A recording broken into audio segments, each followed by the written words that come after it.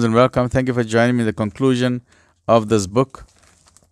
Marriage is a relationship and divorce is a pain. In conclusion, very briefly, William Makepeace Thackeray has given a fabulous answer to what makes you proud of a person that you're married to.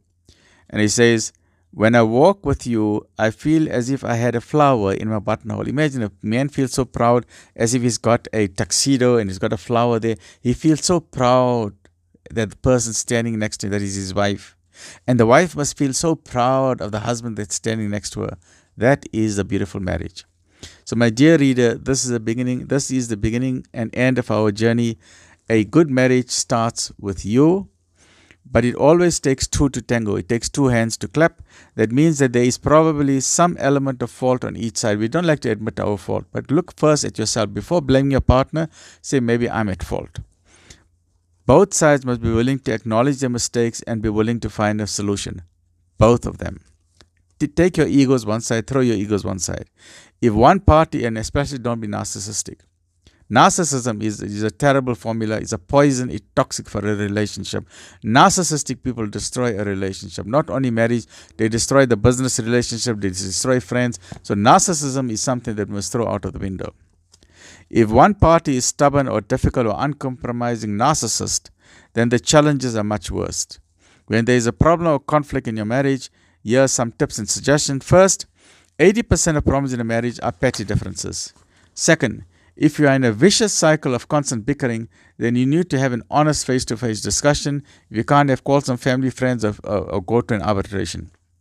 Number 3, both husband and wife should make a list of 10 items that annoy you the most about your partner. Then give this list to your spouse. Things that annoy you the most, and then share the list with one another. Try and agree to change. However, instead of trying to change all 10 items, just select the most 2 important or 3 important ones and say, okay, are you willing to change the top 3 on those lists, and are you willing to change the top 3 of that list? The husband must be willing to change and the wife must be willing to change. If they dedicate to commit themselves to change just at least 3 or 4 of the items of the 10, it can resolve 80% of the problems in your marriage. Number 4, the fourth tip. In some cases, the husband and wife are so close to the problem that they are not willing to listen to each other's advice. In that case, go to a professional arbitrator. Number 5, if that does not work, then marriage counseling is another option. This can only work if both parties recognize there's a problem and both parties are willing to listen and come to every session, and both parties are willing to do the various exercises that the counselor gives them. Number 6, breakdown of relationships is becoming much more common in today's society, especially among the youth, and no culture or society is immune from this phenomenon. In some marriages, divorce may be the only available option, though this must be left as a last resort after all other avenues have failed. But sometimes there's irreconcilable differences, and that is the only option available. If the problems are petty, then a neutral arbitrator or counseling can help a great deal. However, if the problems are major with irreconcilable differences, then the wiser option may be to then separate amicably with kindness. Always try to do it with kindness, not with bitterness. No one wants to stay in a forced relationship for years and years and years. Unfortunately, and this happens a lot to the woman, some people are forced by circumstances, for example, young children or finances, and they are forced to remain in an unhappy marriage and in a disruptive marriage with narcissistic people.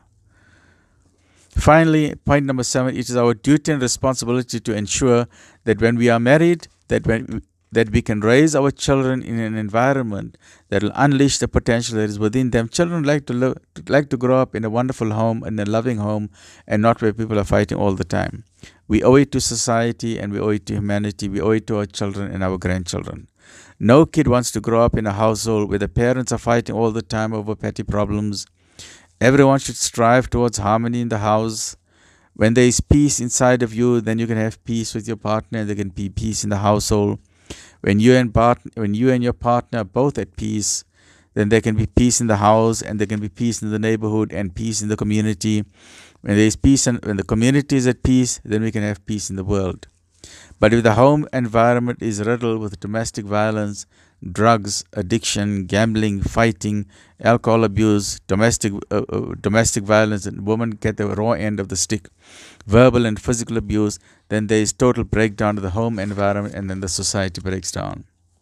And this is from the 2007 movie, What a Wonderful Movie, called Juno. It's a teen comedy drama, and I love some of the quotations from there. So this is from Juno, the movie. He is like totally boss. He is the cheese to my macaroni. Wow, what a fabulous quotation there. And then Thornton Wilder says, I didn't marry you because you were perfect. I didn't even marry you because I loved you. I married you because you gave me a promise. That promise made up for your faults, and the promise I gave you made up for mine. Two imperfect people got married, and it was the promise that made the marriage. And when our children were growing up, it wasn't a house that protected them, and it wasn't our love that protected them. It was that promise. So keep to your promises. Always remember that something attracted you to that partner at the very first glance. Remind yourself of that feeling and treasure the love and special bond that is between you. And remember that to have a happy marriage, you have to work at ensuring ongoing maintenance. Take care, and I wish you everything of the success for you, for the youngsters who are planning to get married. And in conclusion, let's end with how we started off this book. And just to remind you that first, there were the two couple. First, something brought you together. You were loving, something attracted you. That was the first glance. Got ready for the wedding. Then your heart was hit by the Cupid's arrow. There was no looking back. You got ready for the wedding day, made all the preparations. The vows are taken in front of God, most merciful, in front of all the people. You went on honeymoon. You were flying on cloud 9. There was just happiness. Two souls on fire. And everything was just going fabulously well. Pillows, some sweet notes under the pillow. SWALK, sweet loving, sweet sealed with a loving kiss. Suddenly there were thorns in this bed of roses.